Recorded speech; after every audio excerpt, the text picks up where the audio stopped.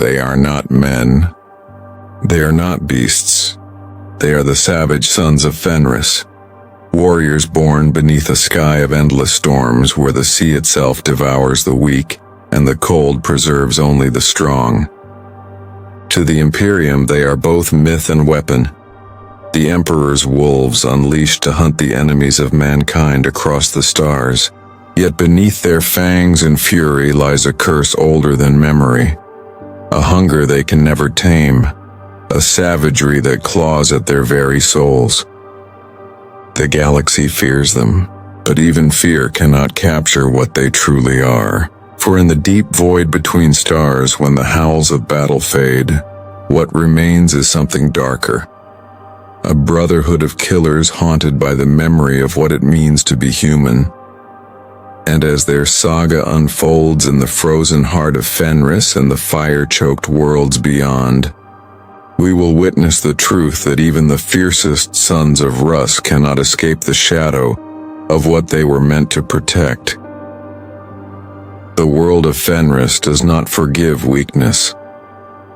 It is not merely cold, it is a realm of living fury, where glaciers groan like dying beasts and oceans churn with volcanic fire. The sky is a wound of stormlight and ash, and the air itself tastes of iron.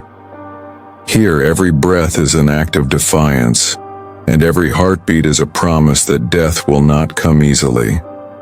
Children are born into battle and raised amid the bones of those who failed to stand.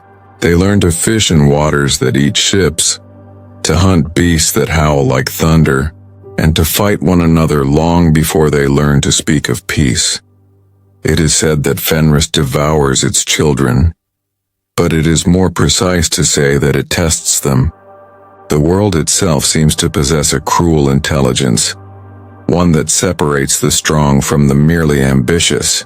Villages are built upon shifting ice and smoldering rock, their people bound together by the grim certainty that tomorrow will bring something worse.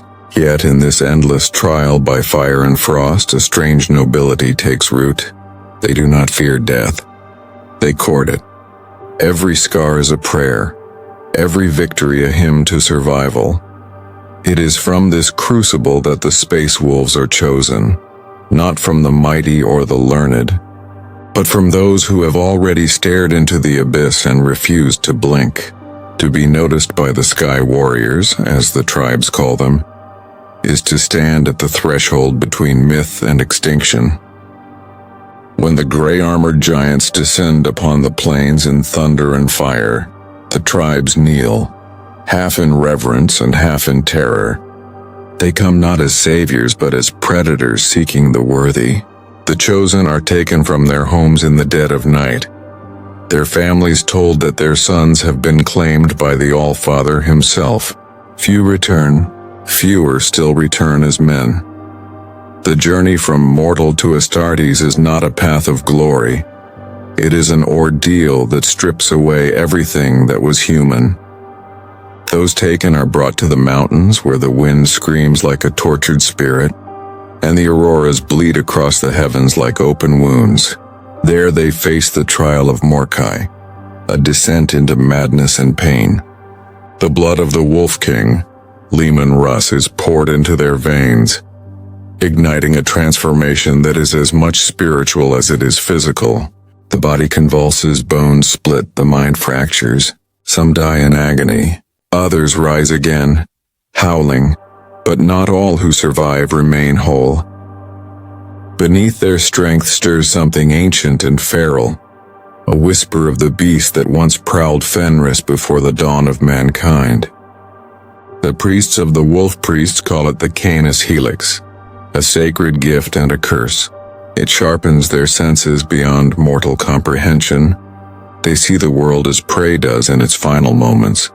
They smell fear. They taste blood in the air long before it spills. Yet with that power comes hunger, an unrelenting, gnawing instinct that can consume the mind if left unchecked.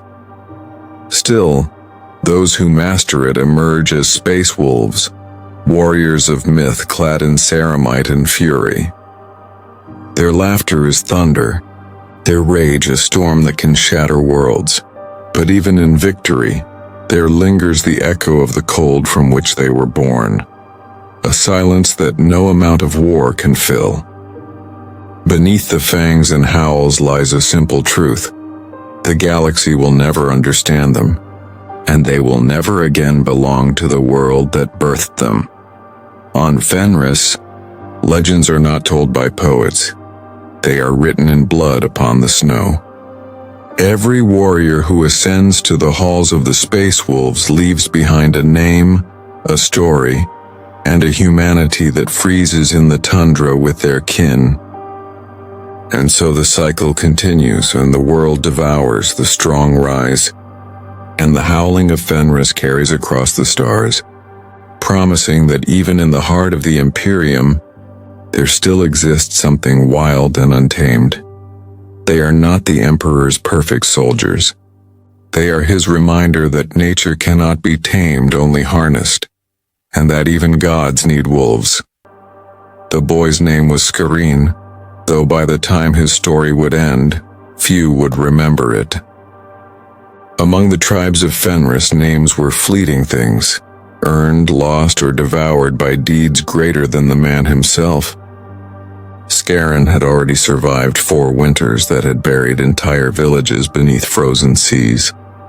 And when the Sky Warriors came, his eyes burned not with fear, but with the defiance of a soul that refused to kneel.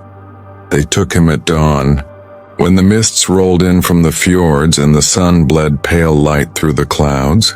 He remembered the sound before he saw them. The growl of engines that split the mountains, the thunder that was not thunder.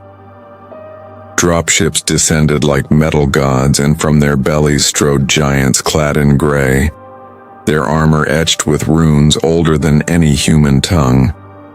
Each step they took left a print steaming in the frost. Scarin's people dropped to their knees, muttering prayers to the Allfather. But Scarin stood, and that was enough. He was seized, bound, and taken aboard. As the ship ascended, he watched his world fall away. The ice plains, the black forest, the hearth smoke rising from homes he would never see again. The last thing he heard was the howling of Fenrisian wolves, echoing through the mountains like a promise. Inside the ship, the air reeked of oil, incense, and blood.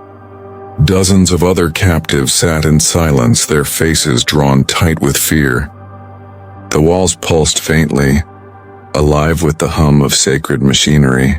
A figure loomed over them, a warrior with eyes like molten gold and a voice that felt carved from stone. "You are no longer children of Fenris," he said. "You are the prey of Morkai. You will be torn apart, and if you are worthy, you will rise anew." What followed was a nightmare. The trials of induction were not spoken of outside the Fang, the fortress monastery of the Space Wolves, because words could not contain them. Scarin was plunged into freezing depths, his lungs filled with salt water until his heartbeat matched the rhythm of the waves. He was made to drink the blood of Russ, thick, burning alive. It scorched his veins, rewriting the very code of his being. The pain was beyond screaming. It felt as though something vast and ancient had entered him, a predator with no name clawing at his soul. His mind split open, and in the darkness he saw visions. Wolves running through forests of bone, a throne of gold burning in the void. Eyes, countless eyes, staring through the warp. And amid it all, a single voice, deep and sorrowful, whispering, "Endure, my son, endure." When the convulsions ceased, Scarin lay among the corpses of those who had not survived. His skin was pale, his muscles swollen with unnatural strength. He could smell the oil on the floor, the blood drying in the cracks, the heartbeat of the warrior standing over him. He could hear everything, the ship groaning, the stars themselves humming faintly beyond the hull. He had been remade, but not wholly reborn. The beast inside him stirred, hungry. Time blurred. Training began, merciless and unending. They fought in the snow until their bones cracked, then fought again. They were starved, beaten, broken, and remade with every passing cycle. The weak perished. The strong learned to listen, not to orders but to instinct. Scarron learned to move like a wolf, to strike not for pride but for survival. The instructors, ancient space wolves with faces carved by centuries of war, spoke little. They let the ice and the pain do the teaching. One night during the long twilight that passes for summer on Fenris, Scarron awoke to howling. Not from outside but from within. The Canis Helix clawed at his mind, demanding release. His vision swam, his breath came in growls. He tore at his skin until his own blood steamed in the cold. Others nearby screamed as they too succumbed. Men twisting, changing, becoming beasts. Those who fell too far were put down, their bodies burned under rune-lit pyres. Scarron survived, counted barely. When he awoke, his hair had turned the color of ash and his eyes glowed faintly in the dark. The priest who watched over him nodded solemnly. "You have met the wolf," he said, "and you are still a man. Remember that, for few of us do." From that moment, Scarron was no longer just a survivor. He was a space wolf in becoming, a soul balanced on the knife edge between savagery and duty. And as he stared out through the frost-rimed window, he saw the stars for the first time, cold, distant, and endless. He did not yet know that they would soon become his home, or his prison. War came to Scarron not as a call but as an inevitability. It was said among the space wolves that peace was the greatest lie in the galaxy. A brief, fragile silence before the next storm. When the order came from the Fang, the newly forged pack was sent to the void aboard the Hrafnkel's Vengeance, a battle barge older than many civilizations. Its hull was a cathedral of war, every plate engraved with runes of honor and mourning. The engine sang hymns of fury as the vessel tore through the black toward a dying world. Scarron stood upon the observation deck, the stars reflected in his eyes like shards of cold fire. The void stretched infinitely, silent, indifferent, eternal. For the first time since leaving Fenris, he felt small. Yet beneath that humility burned something primal. The helix within him stirred, whispering promises of glory and blood. He could almost taste it, the iron tang of battle waiting to be unleashed. The voice of his wolf priest Ulfric Stormson echoed through the Vox. "Brothers," it thundered, "the Allfather's light fades from this sector. A shrine world has fallen to corruption. Its priests speak not of the Emperor but of new gods born from lies. We go to cleanse it, not for triumph but for duty. Remember who you are." The transport decks roared with life. Packs of newly initiated warriors checked their bolters, recited battle prayers, and bound wolf pelts around their armor. The air reeked of oil, incense, and the metallic promise of death. Scarron watched his brothers, men barely removed from humanity yet already carrying the weight of legends. Their laughter was harsh, their courage tinged with madness. The older wolves said it was better that way. A man who feared death was already dead. When the drop pods launched, the world below filled the viewport. A planet once holy, now bleeding light into the void. Great cathedrals stood cracked and blackened, their spires wreathed in smoke.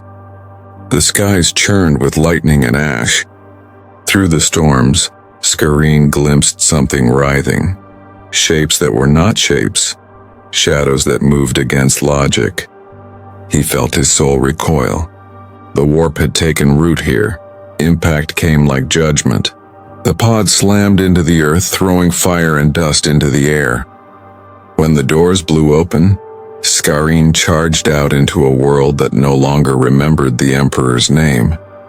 The ground was slick with ash and bone. Statues of saints lay shattered, their faces twisted into grotesque parodies.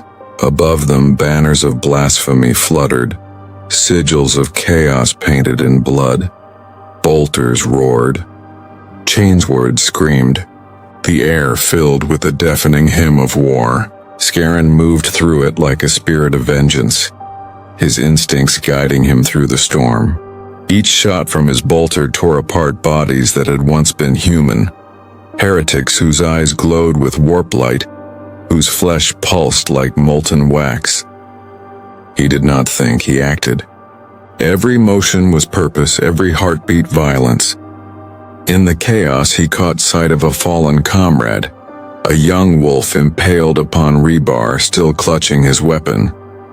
Scarron hesitated, torn between rage and grief.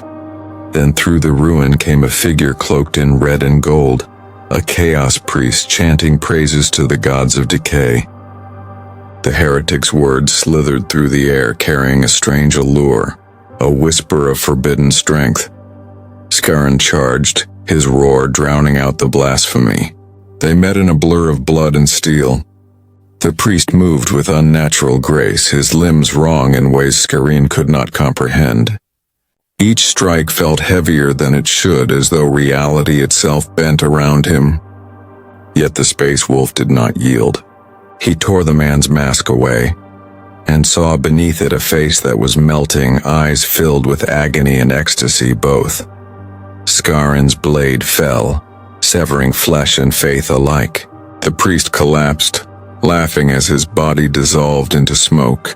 For a heartbeat, the laughter echoed not in Scarron's ears but inside his skull. "We are not so different, you and I," it seemed to say. Then it was gone. The battle raged for hours until the sky burned and the screams turned to silence. When the last gun fell quiet, only a handful of wolves remained. Among them, Scarron stood over the ashes of a shrine. The symbol of the Imperial Aquila blackened at his feet. Ulfric approached, his armor dented, his wolf pelt burned to cinders. "You fought well," he said. "But remember, every victory in the Emperor's name carries a shadow. The warp does not forget those who defy it."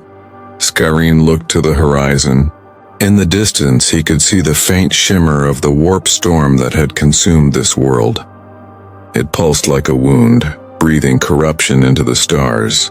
He wondered if the priest had been right. If, beneath their armor and oaths, they were all slowly becoming the same thing. Creatures of fury, bound to forces they barely understood. That night, when the ship rose from the dead planet, Scarron stood alone in the chapel deck. Before him burned a single candle. Its flame flickered violently, bent by unseen currents. He whispered the oath all wolves learned, half prayer, half threat. "I am the fang of the Emperor. I am the storm of Fenris. And if the dark comes for me, I will bite until my last breath." Yet somewhere deep within him, something whispered back, and it sounded almost like laughter. The silence after battle is a predator, and aboard the Hrafnkel's vengeance it hunted harder than any foe Scarron had faced. The corridors of the ship were empty, but not empty. A hollow echo carrying the faintest hints of voices that should not exist. Whispers curled along the bulkheads like smoke, slipping through the grated floors and down into the vent shafts, faint but unmistakable. They spoke in Fenrisian, yet the words were twisted, unfamiliar, carrying meanings that gnawed at the mind. Scarron moved cautiously, every step measured, senses sharpened by instinct and the Canis helix. Around him, other wolves shuffled through the corridors, faces pale, eyes unblinking. Some muttered prayers. Others stared at the walls as if watching something unseen. One of his brothers, a young recruit named Jorik, screamed suddenly, clawing at the air as though invisible talons tore at his flesh. Ulfric's voice cut through the commotion, sharp, commanding. But it was distant, drowned in the growl of something below the decks. The warp had followed them. They all knew it, though none would admit it aloud. Its presence was subtle at first. A flicker in the Vox screen, a shadow in the corner of an observation port, a whisper behind a closed door. Yet the sense of being watched, hunted by something that should not exist, grew stronger with every passing hour. The air felt heavier, as if it carried weight beyond the physical. Breathing became labor. Heartbeats clattered like distant drums, and even the howl of the ship's engines could not mask the steady pulse of dread. Scarron paused at a viewport overlooking the void. Stars stretched endlessly into darkness, but they seemed wrong tonight. The light flickered as though the cosmos itself hesitated, and in that hesitation, he saw shapes, silhouettes of wolves that moved through the void, their forms both familiar and impossible, their eyes glowing with the same fire that now burned within him. He blinked and they vanished.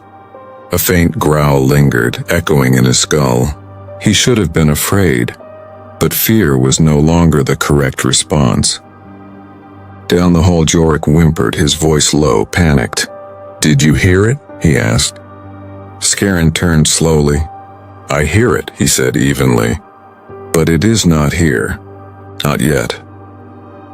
And perhaps it wasn't. Perhaps the thing that whispered across the decks, that twisted reality and memory, had already begun to infect their minds. The others were changing too. Small things at first. A hesitation in speech, a twitch of the eye, a hand trembling over a weapon. Later it would be worse.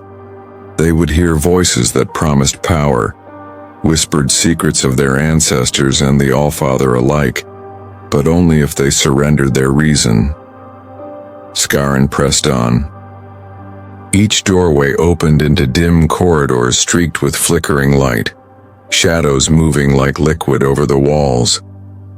The scent of blood long cleaned lingered faintly, and with it the faint tang of rot and something else, a sweetness he could not name. He clenched his fists, trying to anchor himself to the tangible world, to the oaths he had sworn, the training he had endured. Yet the helix stirred, hungry, restless, whispering that the line between predator and prey had never been so thin. Hours passed like days.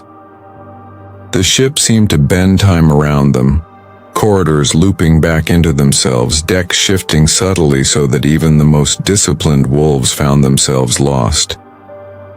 Rumors spread, half-whispered stories of battalions that vanished without trace, of planets swallowed whole by the warp before any report reached the Imperium. Some spoke of hearing brothers calling for help from below decks only to find the compartments empty. The shadow of doubt crept into every mind, threading through camaraderie like a knife through bone. Scarron paused again, listening. A soft sound, almost a sigh, drifted through the ship's vent. He followed it, each step deliberate, senses flaring. The sound became a voice, faint and fractured. "Brother? Come, you are not alone." He froze. That was impossible. No one should have been here. And yet it felt intimate, as if the warp knew his thoughts, his fears, even the secret longing for something human beneath the fangs and fury. A sudden flicker of movement caught his eye. A shadow, more solid than the light around it. It moved against the wall, shifting unnaturally, stretching, twisting. He drew his blade instinctively, but the thing vanished before his eyes could focus. Only a faint heat remained, a whisper in the veins and the memory of eyes that burned like fire through the darkness. Scarron understood in that moment that the battle he had fought was only the beginning. The true enemy waited not on a ruined shrine world, but in the void between the stars, in the mind of every wolf aboard the ship. It was patient, it was hungry, and it would not leave until it had claimed what it sought, the savage heart of humanity itself.